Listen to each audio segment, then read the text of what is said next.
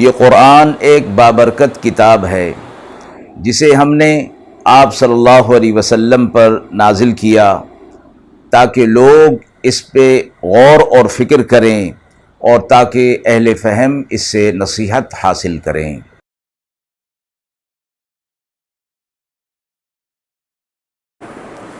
بسم اللہ الرحمن الرحیم۔ السلام علیکم ورحمۃ اللہ وبرکاتہ۔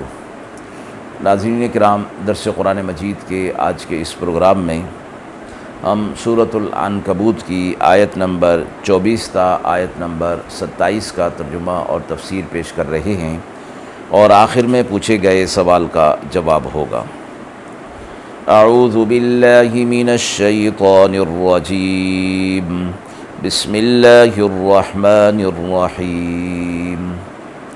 فما كان جواب قومه إلا أن قالوا اقتلوه أو حرقوه فأنجاه الله من النار إن في ذلك لآيات لقوم يؤمنون۔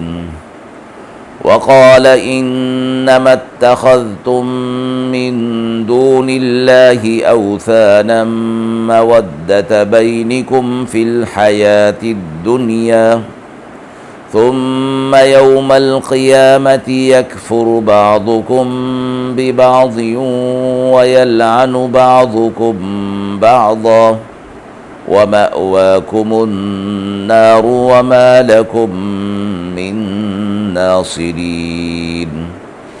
فآمن له لوط وقال إني مهاجر إلى ربي إنه هو العزيز الحكيم۔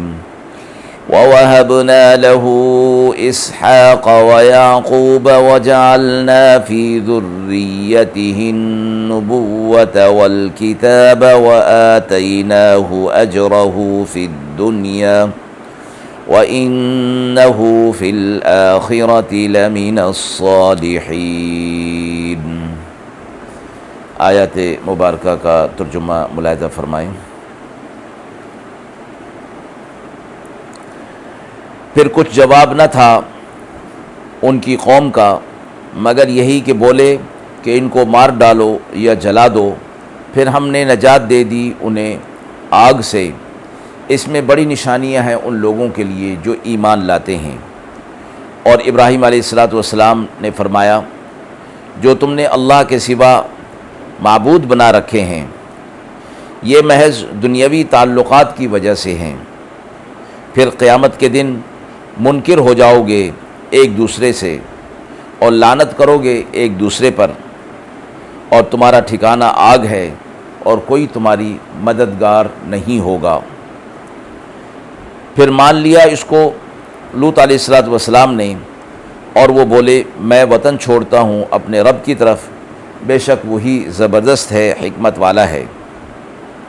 اور دیے ہم نے ان کو اسحاق اور یعقوب، اور رکھ دی ان کی اولاد میں نبوت و رسالت، اور کتاب دی ہم نے ان کو، اور دنیا میں ان کو اجر دیا، اور آخرت میں وہ صالحین میں سے ہوں گے۔ پچھلی آیات میں حضرت ابراہیم علیہ السلام کا حضرت نوح علیہ السلام کے ساتھ تذکرہ تھا۔ تو ابراہیم علیہ السلام نے جب قوم کو بت پرستی سے روکا اور اللہ کی عبادت کی طرف ترغیب دی تو انہیں کوئی اور جواب تو نہ بن پڑا، اور یہ کہنے لگے کہ یا تو اس کو مار دیا جائے یا اس کو آگ میں ڈال دیا جائے۔ اور پھر جیسا کہ ابراہیم علیہ السلام کے واقعے کے اندر آتا ہے کہ قوم نے انہیں پھر آگ کے اندر ڈال دیا۔ اللہ نے فرمایا کہ ہم نے انہیں اس آگ سے نجات دے دی۔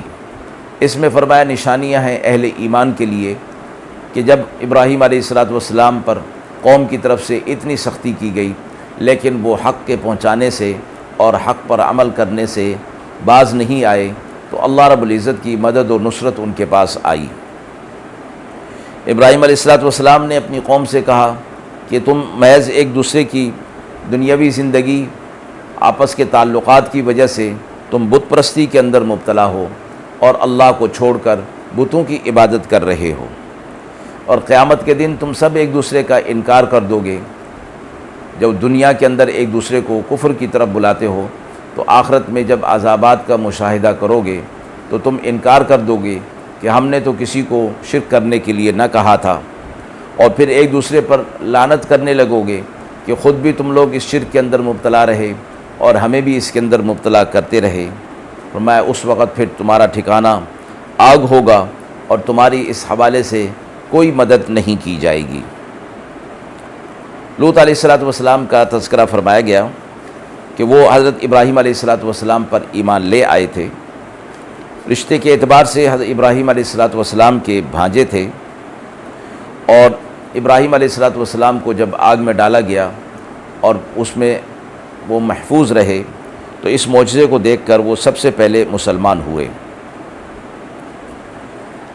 حضرت ابراہیم علیہ السلام اپنی اہلیہ کو اور اپنے بھانجے لوط علیہ السلام کو لے کر اپنے وطن سے ہجرت کا ارادہ کیا تھا، اور پھر ایک کوفہ کی بستی تھی اس کی طرف انہوں نے ہجرت کی، اور فرمایا کہ میں اپنے رب کی خاطر ہجرت کرتا ہوں اور اللہ مجھے کسی ایسے مقام کی طرف لے جائے گا جہاں اس کی عبادت میں کسی قسم کی رکاوٹ نہ ہوگی۔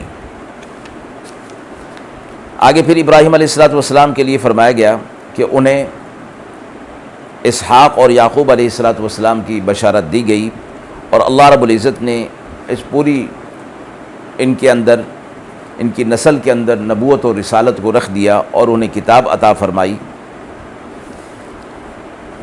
اور فرمایا کہ جب انہوں نے حق کی خاطر اپنے وطن کو چھوڑا اور تکالیف برداشت کی تو اللہ رب العزت نے انہیں اس دنیا کے اندر بھی اجر عطا فرمایا، اور آخرت میں بھی وہ صالحین میں سے ہوں گے۔ دنیا کے اندر اجر کا حوالہ یہ فرمایا گیا کہ آل اولاد ساری نبوت و رسالت کے مرتبے پر فائز ہوئی، اور اللہ رب العزت نے ابراہیم علیہ السلام کو ایک برگزیدہ فرمایا کہ آپ صلی اللہ علیہ وسلم بھی انہی کی اولاد میں سے ہیں، اور رہتی دنیا تک ابراہیم علیہ السلام کا نام زندہ اور پائندہ رہے گا، اور ان کو اس حوالے سے یاد رکھا جائے گا، اور آخرت میں ان کا درجہ صالحین کے ساتھ ہوگا۔ آیت کے حوالے سے سوال پوچھا گیا ہے، کیا اعمال صالحہ کی جزا دنیا میں بھی ملتی ہے؟ قرآن مجید میں یہ فرمایا گیا ہے کہ جو کوئی شخص بھی مرد ہو یا عورت ہو اور وہ مومن ہو اور اعمال صالحہ کرے تو ہم انہیں حیات طیبہ یعنی پاکیزہ زندگی عطا فرمائیں گے۔ اعمال کی اصل جزا اور مکمل جزا تو آخرت میں ملے گی، مگر اس کا کچھ حصہ اور اس کے اثرات اور اس کی فضیلتیں دنیا میں بھی دے دی جاتی ہیں۔ احادیث مبارکہ میں اچھے اعمال کے دنیاوی فوائد اور برے اعمال کے جو دنیاوی نقصانات ہوتے ہیں اور مفاسد ہوتے ہیں ان کا ذکر فرمایا گیا ہے۔ اس حوالے سے علماء فرماتے ہیں کہ نیک اعمال کے اثرات اس دنیا میں بھی پڑتے ہیں، اگرچہ اس کا پورا اجر اور جزا آخرت میں دی جائے گی۔ وآخر دعوانا ان الحمد للہ رب العالمین۔